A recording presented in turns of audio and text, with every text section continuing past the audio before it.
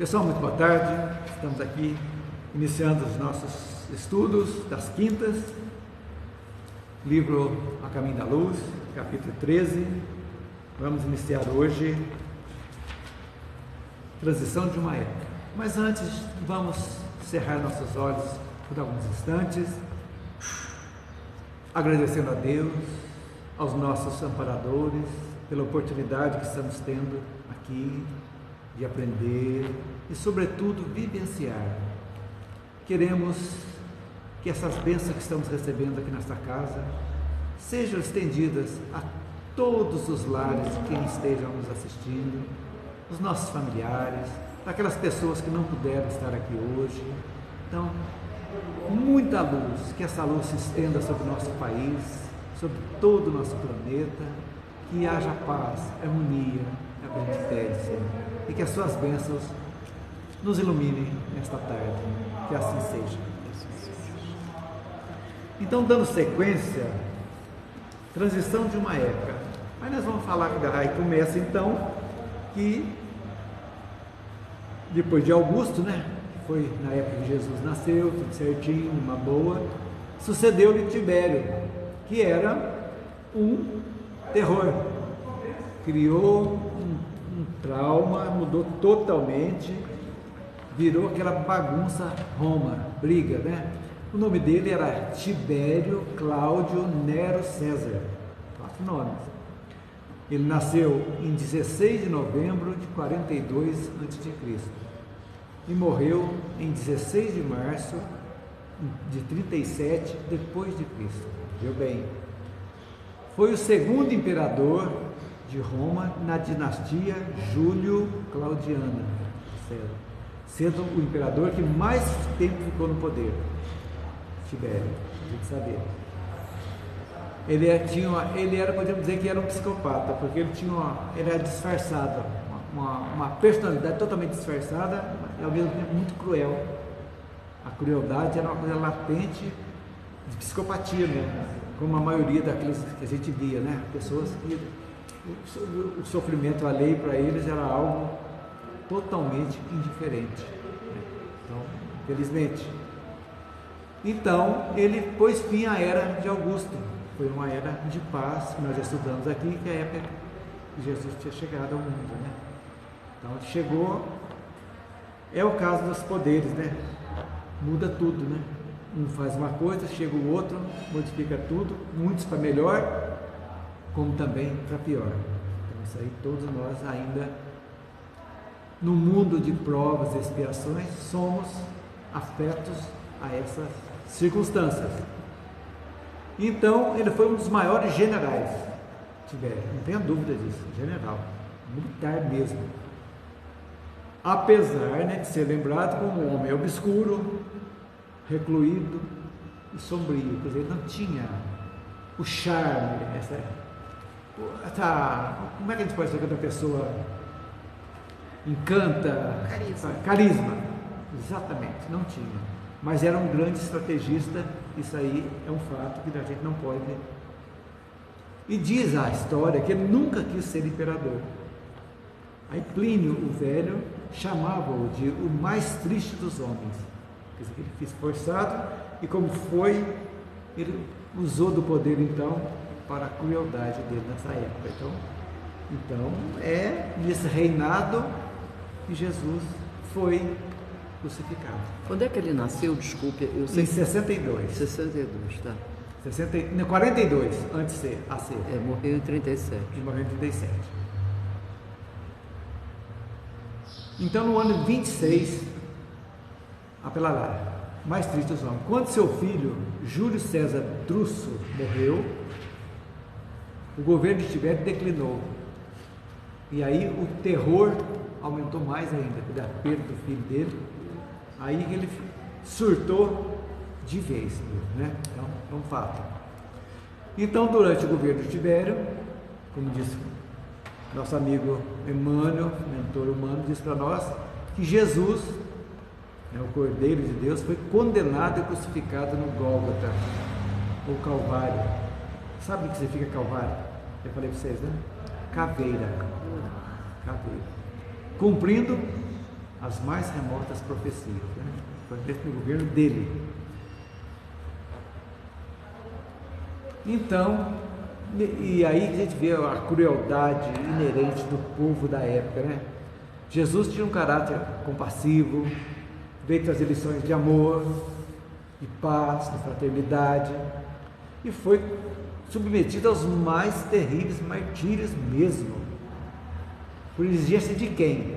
Dos romanos? Dos judeus. Judeus. A coroa de espinho foi dos judeus. Rei, vamos te coroar. Para a gente ver que não compreenderam os ensinamentos. Olha para vocês verem como que o livre-arbítrio funciona no livre-arbítrio. Então, no mundo espiritual, foi programado tudo isso aí. Alguns desses, com certeza, desses sacerdotes, foram instruídos no mundo espiritual para a chegada de Jesus. Com certeza, porque nada no mundo espiritual se faz sem planejamento. Agora, vocês imaginam o planejamento de Jesus? Que só o adestramento do corpo dele se foi quase milênios, no tempo da Terra, para conseguir isso.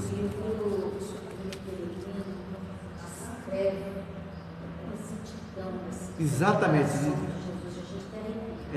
Exatamente. Então, vieram. E os judeus, vamos preparar então, dentro do judaísmo, tudo certinho, que nada mais era a sequência de Moisés. Os judeus, os hebreus, né? Sequência de Moisés, já tinha o decálogo, né? Os 10 mandamentos, já tinham isso lá dentro, já foi dado, quase 1500 anos, preparando para a chegada de Jesus, essa preparação de Moisés, e do mesmo jeito, os judeus ficaram mais atentos ao formalismo, né? À hierarquia, ao poder, do que realmente aos ensinamentos, ao decálogo, né? Amar a Deus sobre todas as coisas. Eles amavam como se Deus precisasse de alguma coisa para agradá-los, para fazer Deus fazer as oferendas, as ofertas, não é verdade? Então essas coisas que aconteceram. Então veio tudo isso aí, chegaram aqui, eles não era para tratar, a semente estava dentro deles, vocês vão receber. E eles duvidaram que aquela que chegou fosse. Por quê? Porque Jesus veio mexer no status quo deles, mexeram tudo. Tem que acabar com o nosso poder. Tem que acabar. O que é isso? O homem não prega, está pregando na rua, está pregando aos sábados, que o formalismo dele não deixava, tinha que respeitar o formalismo ritualístico mesmo, não podia fazer nada. Ele quebrou regras. Ele subverteu a ordem. A ordem, exatamente que ele veio para isso, para mostrar que a coisa mais importante é a essência das pessoas e não o formalismo do mundo. E fez tudo isso, então fizeram tudo isso sofrimento. Então, por que aí os romanos também lavaram as mãos? Porque o imperador deles também era um terror. Mesmo que o representante dele, né, Pilatos, lavasse as mãos, e o resto? E Herodes, que era judeu também, Herodes, tudo ali, não queriam, tinham medo do poder dos sacerdotes do templo. Eles tinham poder mesmo, poder de vida e de morte. Então, o livre-arbítrio então é isso. Por mais que tenha se programado as coisas, mas no fundo nós podemos saber que Jesus já sabia disso. Lógico, ele saberia. O determinismo é deles, eles sabiam, vamos virar, mas e não tinha necessidade também de ficar mais tempo na terra. Ele deixou um código, nesses 3 anos dele, um código perfeito, que veio e estamos estudando até hoje. E até hoje ainda estão brigando em nome dele. E aí? Ainda estão preocupados com formalismo, hierarquia, adorações, Então, essas coisas agora chegou o tempo da colheita, né? Do joio e do trigo. Não tem como, gente. Não tem como. Pelo que nós sabemos, que está estudando, pela chegada da doutrina espírita, não tem como nós sairmos dessa. Agora é a hora mesmo dessa separação. A hora você vai ter agora, esse ano? Não, agora é o momento. Esse momento, esqueçamos do tempo da Terra. Iniciou-se. Quando vai complementar? Não sabemos no tempo da Terra. Mas que já está. Eu estou lendo um livro, chama-se Despedindo-se da Terra. Espírito de Lúcio, eu já te comprei em 2009 esse livro. André Luiz Ruiz, que foi o que psicografou. E Bezerra de Menezes tem várias. Participa do livro, das missões dele. Em 2009, vocês pegam lá ver, ele já fala da pandemia, não falou qual, mas da pandemia que chegava com os sintomas dos novos na mudança. 2009 foi editado o livro. A pandemia chegou em 2019. 10 anos depois. E falando, ele conta lá que desse período que ele estava lá, 2000 e pouco para cá, estão sendo retirados da Terra entre os encarnados, que estão girando no umbral grosso e o umbral mais fino, numa média de 2 milhões de almas a cada 2 meses. 2 meses estão sendo retirados. E ele descreve aquela história que eu conto para vocês, aquele espírito que matou em 18 encarnações, editor. Sim. Eu vi lá de novo, falei, deixa eu relembrar que eu sempre conto aqui, está lá contando. Qual o nome do livro, Pepe? É Despedindo-se da Terra. E ele conta, é romanceado, lógico, mas dentro do romance tem a história que passa-se no centro espírita, dos trabalhadores do centro espírita, aquilo que os médios precisavam ler para saber o que funciona. Tem médio lá que ele conta que é médio só do dia da reunião, depois desanda. Médium que traz, está devendo para alguém, traz lá aquilo lá para resolver para aqui, para depois perdoar a dívida. Conta a história. Isso aí é um fato natural, porque somos humanos. Né? E conta várias histórias. Eu não acabei ainda, eu cheguei nesse ponto, que é na floresta amazônica, que chega um tipo de, como se fosse uma nave, magneticamente feita, para caber 2 milhões de almas lá, e tem pessoas lá, esse caso, por exemplo, está numa cela que de longe sente um mau cheiro que sai dele, exalado do seu perispírito, tão podre que é a pessoa. Em 18 encarnações ele matou, e todo tipo, entendeu? E aí eles falam que cada um vai para um lugar. Outros vão para mundos primitivos mesmo, que não tem jogo. Outros para outros mundos que agora estão entrando na prova de expiações. Então tem uma gradação, mas não ficarão na Terra que vai para a regeneração. Então todos serão desgarrados. A grande maioria, esses duros mesmo, aqueles que não tem jeito. Mas muitos, e fala mais, muitos ainda terão uma outra oportunidade na Terra, entre povos ainda que não se desenvolveram, que estão aqui ainda. Diga. Essa frase, né, que Jesus fala, há muitas moradas na casa do meu Pai. Quando a gente pensa assim, fala, nossa, isso é coisa boa, não é? Não. São esses locais também. Sim. São as outras moradas. Morada, não está falando planeta. Não é só uma coisa maravilhosa, não. As moradas também são esses lugares. Sim. Nossas pessoas que não tem mais jeito. A gente tem, mas precisa para mim. Precisa, mas isso aí prova da bondade divina, né? Da oportunidade, né? Sempre nós vamos ter oportunidade. Agora, é o que eu falo sempre, a gente conhecendo tudo isso aí, não vão fazer nada para nos modificar, nem um cadinho, nem um centímetro de um quilômetro. Pelo amor de Deus, não é possível, gente. A gente fica mergulhado em tudo da Terra e não entender a parte espiritual, que nós precisamos nos mexer conosco. Antes de procurar mexer com os outros, mexer conosco. Esse é o nosso objetivo. Não é verdade? Que a gente tem que pensar. Mas estamos indo. É um fato. Famílias irão se separar? Lamentavelmente. A gente fala assim, eu vou morrer, vou encontrar com meu pai, minha avó lá. Será que eles estão lá ou já saíram? Pode sair para cima, como sair para baixo também. Mesmo eu desencarnando, Sim. Exatamente. Será que eu estou à altura dela para lá, né? Será que eu vou lá? Será que a minha frequência está para isso? Será que eu vou lá para É. maravilhosas? Então é muito relativo isso. É muito relativo. Muito relativo. Então é algo transcendental mesmo, que nos obriga a pensar, né? Sempre. Né? Mas que a gente está por afinidades ligados a eles, sim, independente da situação que eles estejam. A ligação é umbilical. Eu vou desencarnar, eu vou para um umbral, meu pai e minha mãe não estão lá mais. Então eu não vou estar lá, eu não vou ver eles de imediato, mas eles vão me ver.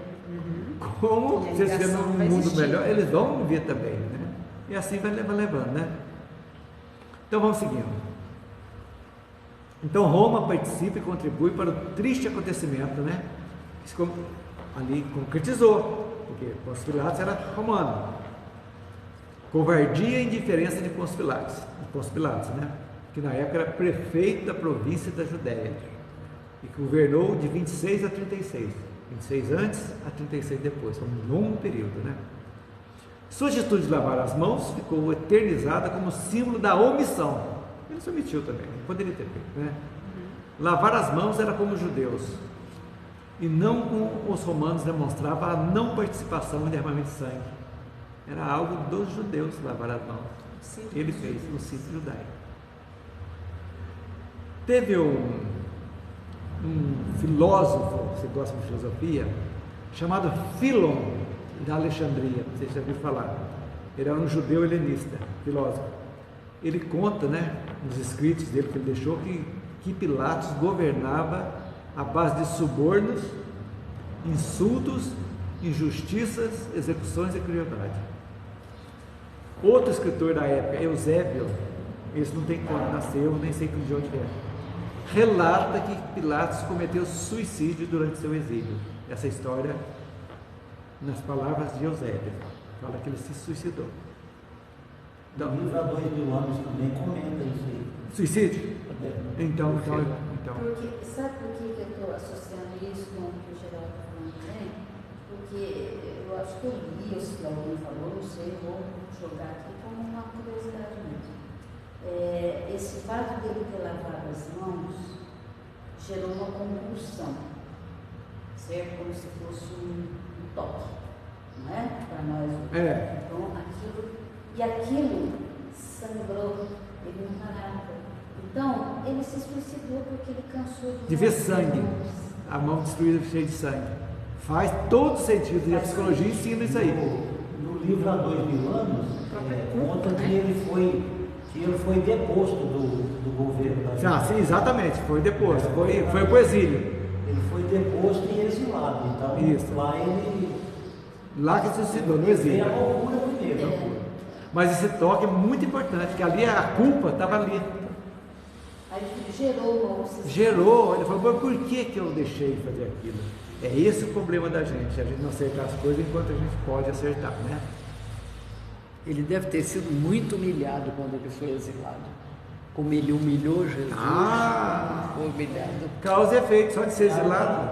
Além do poder, tinha a parte material, tudo, né, que a pessoa tem acesso, fala assim, traz isso aqui para mim, hoje eu quero comer isso. Sim. Um exemplo é a fruta da época. Exatamente. Alguém vai lá e pega na hora que ele quiser, né?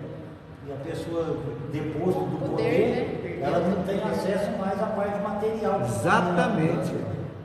Luxo, E outra coisa, esses poderosos, eles não tinham acesso, a população, o populacho mesmo, não tinha acesso a eles.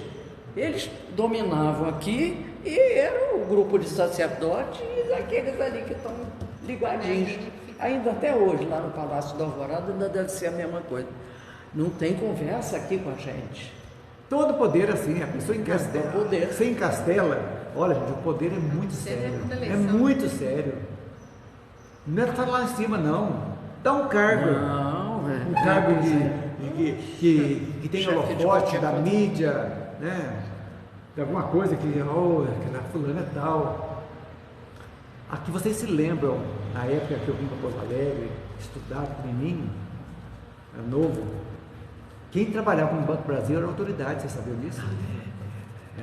Usavam camisa branca, aquilo ali, né? Era o sonho de consumo. Doutor, aonde?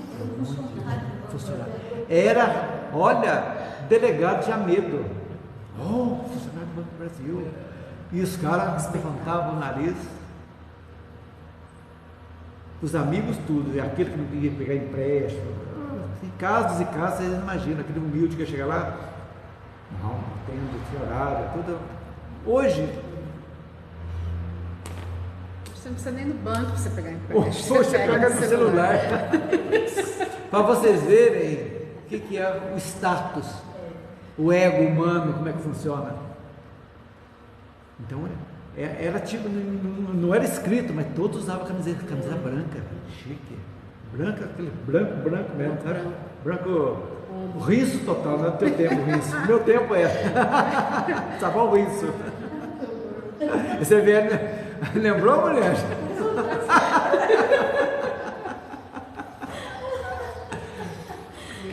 E sabonete Lever.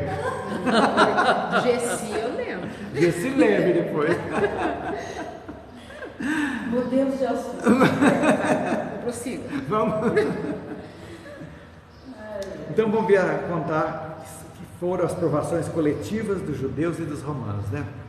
Então os seguidores de Jesus iniciam então nas regiões da Palestina as suas pregações e ensinamentos. Saiu cada um com a sua, levando a sua vivência, né, como mestre, nas localidades, nas pequenas vilas, lugarejos, andando, levando aquilo ali, né? Infelizmente, raros dos apóstolos, meu irmão conta para nós, sabiam que a missão deles era sublimada na doutrina de Jesus, dos ensinamentos de Jesus, que mandava fazer o bem, né, pelo mal, e instituía o perdão aos próprios inimigos. Então eles falavam aquilo, mas demoraram para cair a ficha também, que aquilo era importante. E Pedro era o mais esquentado ainda, né? Pedro era esquentado. Então ele provou por isso exatamente a importância de você, amar os inimigos, nada mais é do que ser grato àquilo que veio. Você não agradece aquele ensinamento que você teve. Diz as más línguas, né, umas boas línguas, que a melhor escola que nós temos para estudar que nós somos, são o que nossos inimigos falam de nós, né? O que eles dizem, eles vão mostrar os nossos defeitos, né? Que a gente às vezes teme não enxergar. Então, eles começaram a sua caminhada. Segue como emissários de Jesus, preparando os caminhos. Olha que coisa chique, a revolução ideológica do Evangelho, que foi realmente uma revolução que Paulo sacramentou, e outros tantos, né? Foi uma revolução ideológica, que foi uma coisa que mexeu com as estruturas, num tempo que a comunicação era só oral, não tinha a locomoção, As grandes distâncias, o cavalo só rio que tinha, e camelo não é cavalo que tinha, a pé. é pé. Então vocês imaginam a revolução para a época que foi, e foi estendendo uma capilaridade, né? Foi para todos os recantos conhecidos, levando. Paulo chegou, Boca em boca. dizem que Paulo chegou, inclusive, que é a Europa hoje, Espanha. Sim, aquela sim, região. veio. Depois veio e ia aquele bando de gente pela atrás. Turquia, né? Foi Ele ia indo. ia fundando igrejas, né? As comunidades, né? As comunidades cristãs. Cristãs, exatamente. Então, eles foram, como se fala, assistiram os absurdos das provações dos romanos, né? Que já começaram os desacertos, e a causa e efeito foram vendo, né? E as inspirações do alto nunca deixaram de chegar para aqueles que já abraçaram a doutrina, né? Abraçaram os ensinamentos de Jesus, que não era a doutrina ainda, né? Então, e vinha notando que aquilo ali, as predições já falaram, né? Que do templo de Jerusalém que seria destruído, caído, tudo isso aí se cumpriram. E eles todos foram mortos. Vaticínios, menos exatamente. dois. Ué. Então, várias previsões sinistras, né? Pesaram sobre os espíritos rebeldes e culpados, né, da época lá. Que depois do cerco de Jerusalém, quando o imperador era Tito, né? Entre os anos 79 e 81 depois de Cristo, destruiu a cidade. Foram os árabes. O templo famoso dispersando para sempre os israelitas. Eles chegaram e arregaçaram também, onde Jesus, tudo lá, o templo, que foi reconstruído depois, 70 anos depois, né? Foi reconstruído, foi arrasado. Então, os judeus também, foi uma aprovação mesmo.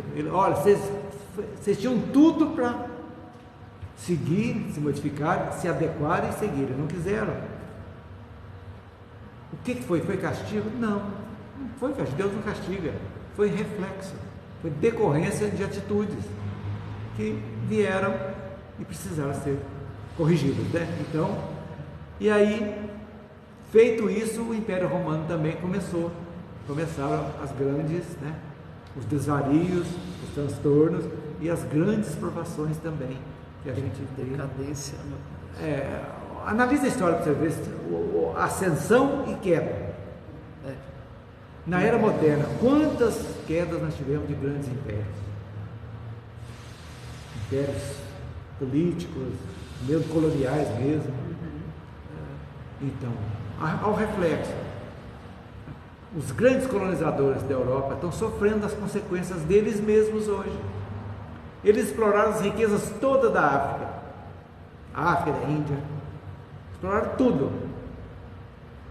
Não era para devolver essa riqueza para os povos lá, ao invés de expurgar tudo, e agora eles estão saindo para tomar o que é deles de direito, invadindo a França, a Inglaterra, a Espanha, aqueles que eram os colonizados, vão se tornar os colonizadores agora. Por quê? São as grandes migrações. Grandes migrações.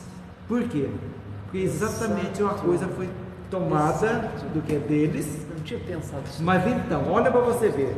Reequilíbrio, né? Reequilíbrio. Se veio, ao invés de explorar só, começasse não só a explorar, mas vamos investir também. Gente, Dom João criou uma faculdade aqui. Quando ele veio para cá, quantos anos? De 1500 a 1808, o Brasil ficou, não podia ter uma escola superior aqui, só levando,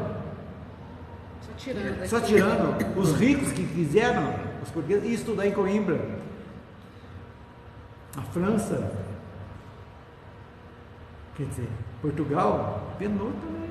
Hoje é um paísinho também que tem muita coisa boa, tem muitas pessoas de luz foram reencarnados lá, sim, Cabral, né? Espanha, Colombo, todos se perderam. Então isso aí para a gente ver, né? Então, o que mais? E lá em Roma, por exemplo, quais uma das grandes tragédias que pode falar?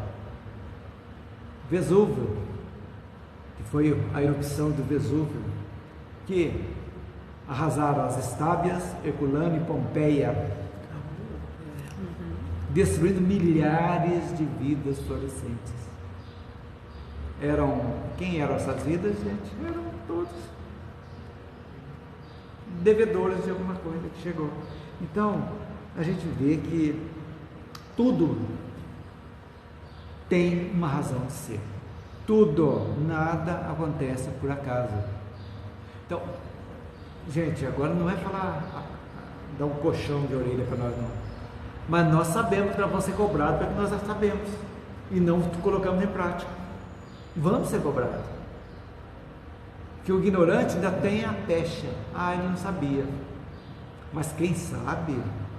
E não adianta retornar não, como eu falo, não, vou largar a mão disso aqui agora, eu vou voltar ao que era. Não, filho, você já aprendeu, você já sabe. Você pode ignorar, mas está aqui, né? Está dentro de você sabe. Então essas coisas, mas é a coisa mais banal que tem você reequilibrar. Outra coisa, a gente tem que acabar com o medo. O medo é algo que não tem necessidade. Vai acontecer. Algo que vai acontecer, vai acontecer. É um reflexo. O que é o medo? É uma ansiedade antes da hora. Ah, meu Deus, eu vou pagar isso, eu vou acontecer. E fica aquele medo, aquele terror, eu não vou dormir hoje. E se acabar a luz? E se acabar a luz? E se?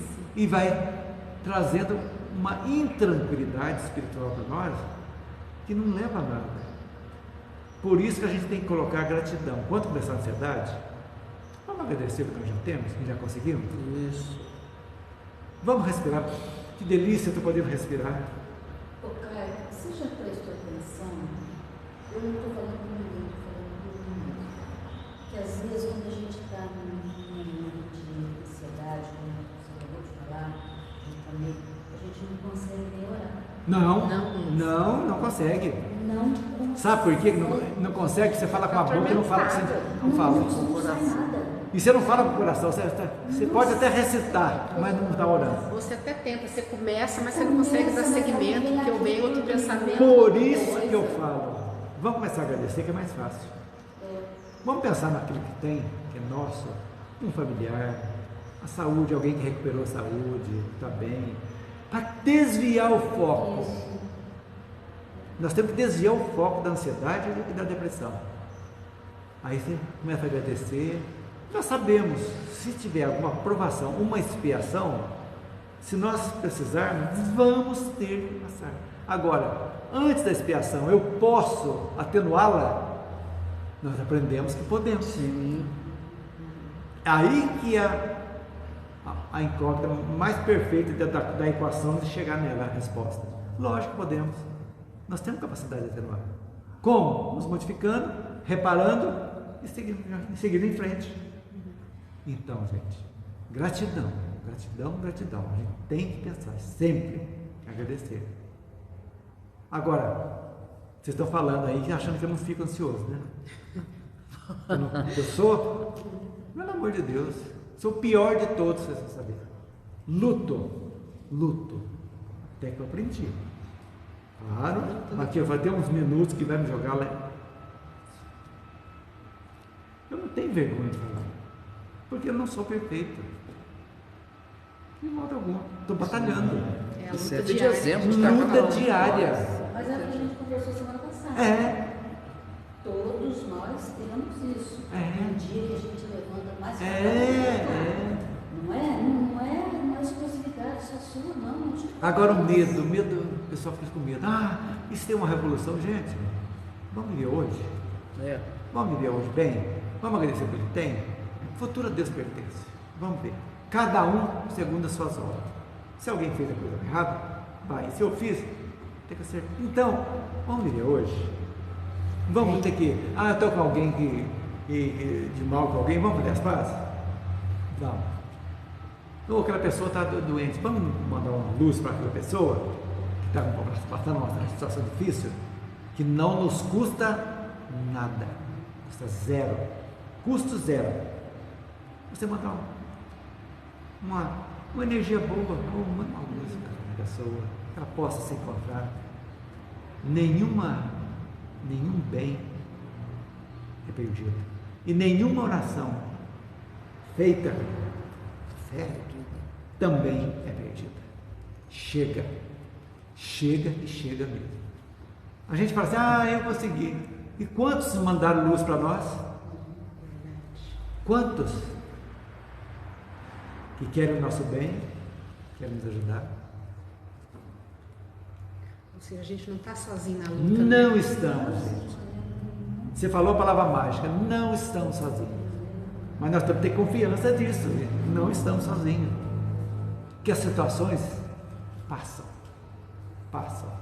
Como em 2020 nós passamos aquele horror, uma coisa horrorosa que passamos, né, a pandemia, e graças a Deus estamos vivendo.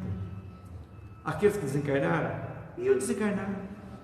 Se não fosse para a pandemia, ia ser para outra. Chegaram o tempo. Ninguém morre da hora, gente, a não ser aquele que se provoca, né? O resto chegou, São as desculpas. É a pandemia, é o ataque cardíaco, é o acidente e tal. Chega. E a gente tem que pacificar. Porque a raiva nos destrói. O ódio nos destrói. Eu vejo, você entra na internet, você vê coisas horrorosas. Agora melhorou muito. Depois, desejando mal para as pessoas. Ruim, desejando morte, desejando o pior possível. Meu Deus. O que é isso, gente? Vai e volta. Vai e volta. Vamos, gente. O momento está tenso. Mas eu não quero ficar tenso. Eu quero estar bem. Eu quero fazer da minha casa um refúgio, um lar. Um refúgio espiritual, de energias boas. Que eu sento, né? Você tem um gatinho, você tem um cachorrinho, você chega lá, cachorrinhos, amiguinhos nossos de 4 patas, que nos animam, que nos agradam, que nos ajudam. Vamos manter isso aí em paz. Se o marido chega meio bravo, calma um pouquinho, depois conversa. Se a mulher está com a pia desse tamanho, dá para lavar, a roupa, tudo, tá lá. Calma. Deixa ela desabafar um pouquinho. Põe uma comédia para assistir, dar risada, vai lá. Deixa ela desabafar um pouquinho lá, depois conversa, não rouba nada não. Ajuda a arrumar. Isso aí. É assim que a gente leva a vida. E vamos cuidar da nossa psicosfera. Isso que é importante. E você estando bem, você influencia todos que estão ao teu lado. E tudo passa. Oi? Tudo passa. Agora, se você magoar ou ofender, vai passar, mas vai ficar resquício, né? E esse resquício, às vezes, é complicado. Porque o orgulho não deixa você abaixar o topete e ir lá e reconciliar e acertar, falar, eu errei, me desculpa. Aí vai demorar. Aí se não fizer, aí está lá debaixo do tapete. Uma hora vai ter que limpar. Não é verdade? E aí vamos falar agora o fim da vaidade humana. No Império Romano. E Emmanuel, no item, vou até ler aqui, ó, o segundo desse. O imenso organismo apodreceu nas chagas do Império, que lhe abriram a incúria e a impiedade dos próprios filhos. E quando não foi mais possível o paliativo da misericórdia dos espíritos abnegados e compassivos, dada a galvanização dos sentimentos gerais, na mesa larga dos excessos e prazeres terrestres, a dor foi chamada a restabelecer o fundamento da verdade das almas. Tudo que eu falei agora está aí. Bendita dor que chega. Tudo foi dado aqui, ó. Incúria, apodreceu nas chagas, na incúria e impiedade. Então, o paliativo da misericórdia, olha que perfeição. Então, hoje, a melhor definição que nós temos agora, misericórdia é um paliativo da justiça, para nos ajudar. Mas não teve. O que é galvanização? A solda galvanizou, grudou, não tem jeito mais de tirar aquilo ali, foi soldado, né? Os sentimentos acabaram. O que tem? A dona Dor bate na porta. A dona Dor chegou. É que vai o chamamento para você. Então, olha que legal. Emmanuel é fantástico. Da orgulhosa cidade dos imperadores não restaram senão pedras sobre pedras. Olha, é duro isso aqui, até vale a pena ler, viu? Nem todos têm o livro, vamos ler. Sobre o látego, chicote da expiação e do sofrimento, os espíritos culpados trocaram a sua indumentária para a evolução e para o resgate no cenário infinito da vida. E, enquanto muitos deles ainda choram nos padecimentos redentores, gemem sobre as ruínas do Coliseu de Vespasiano, os ventos tristes e lamentosos da noite. É um poeta, né? Poesia, que termina sempre de forma poética. Eu não sei vocês, eu gosto muito, até o Marcos fala que, pelo amor de Deus, que gosto seu. Mas eu gosto muito de ver coisa assim, antiga, ruína. Eu gosto. Então são dois. Ruínas? Ruínas. É porque é a história do passado. O Marcos não gosta, não. E eu gosto. Quando eu vejo cores, eu adoro. E quando eu vejo castelo, então? Coliseu. Aqueles castelos da Europa. Nossa, que delícia. Ainda mais onde você vai rodando, assim, vai gostando com o tempo. Gente, o que houve ali dentro, né? É fora de série, né? Então dá uma História viva ali, né? É bonito de ver, mas a gente pensa assim, o que houve aqui nesse local? Porque por dentro tem uns labirintos, umas coisas estranhas, né? O que houve aqui e é turismo, né? É turismo na gente. Eu, quando eu vejo esse castelo da Europa, dá nostalgia. Parece que eu estou vendo, né? Sabe que tem um quartinho ali? Não, Você já mandou? Será que você já mandou lá? A cidade de Éfeso, na Turquia, Já vi, já é coisa. É impressionante, porque não tem mais nada. Sobram algumas colunas, algumas coisas, mas andar por ali é destruição. Foi uma cidadezinha de 500 mil Você habitantes. já viu a casinha onde Maria viveu? ela teve lá. Sim, eu estive lá. Divaldo Franco sentado, Eu estive lá. psicografando do lado da casinha. Eu estive lá. E por maior sorte, estava eu e uma amiga minha da Suécia, nós saímos de lá para ir para a Turquia. Não tinha ninguém.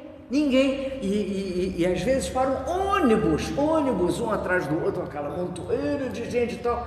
Eu fui sozinha, entrei na casinha de Maria.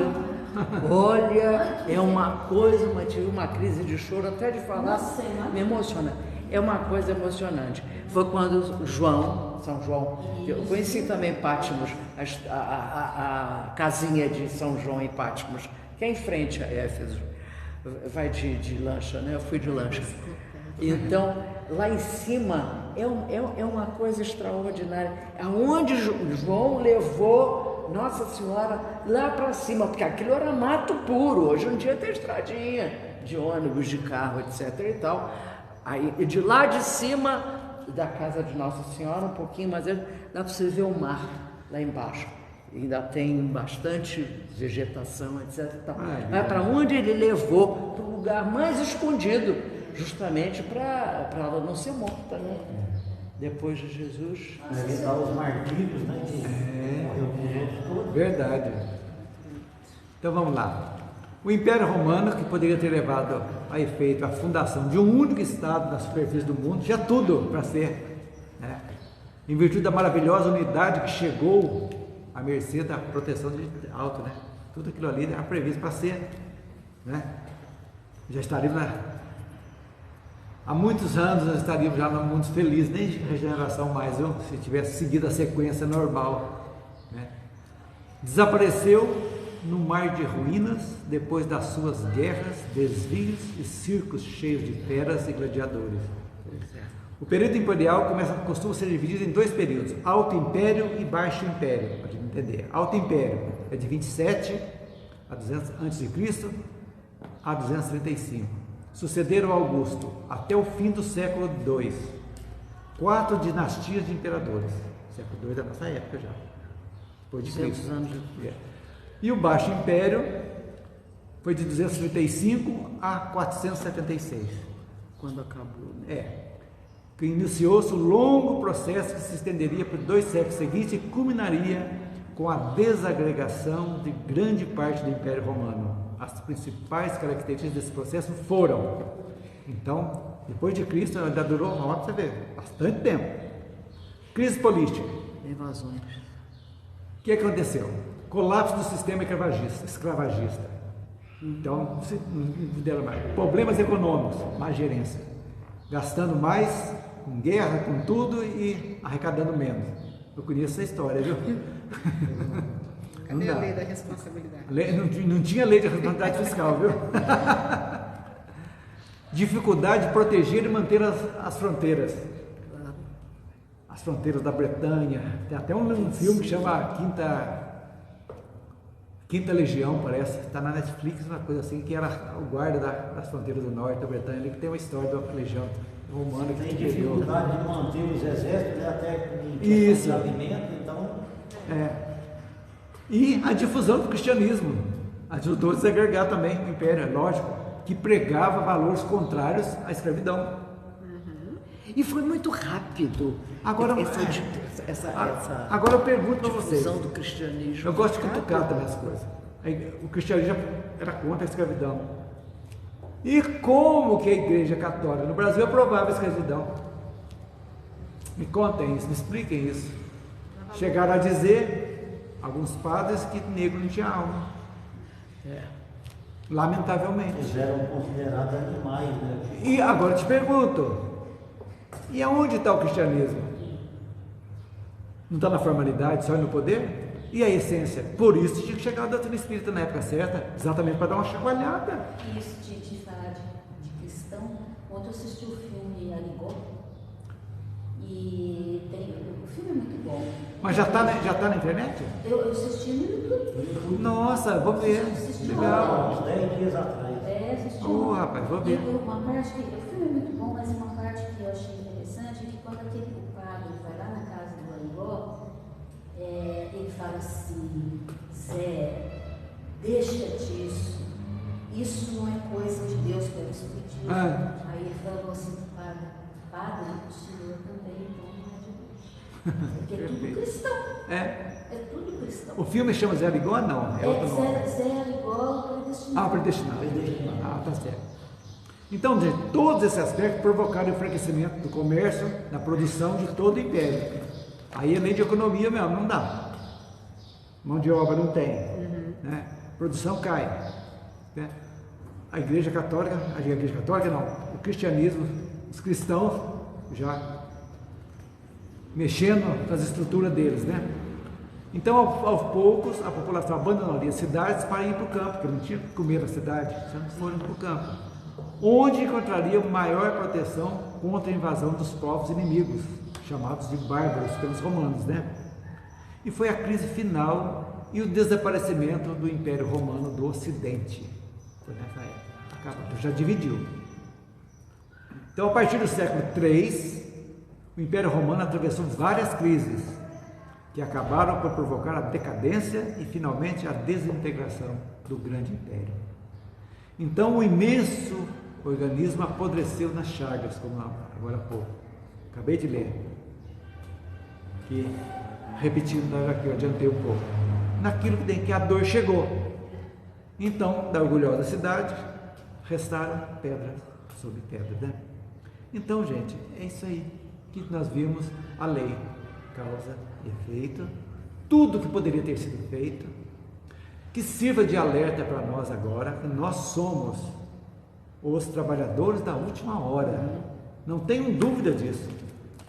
Mas só que para nós termos direito ao salário, como diz lá na parábola, nós temos que estar prontos, 24 horas prontos, ou seja, trabalhando, atentos, mas trabalhando no quê?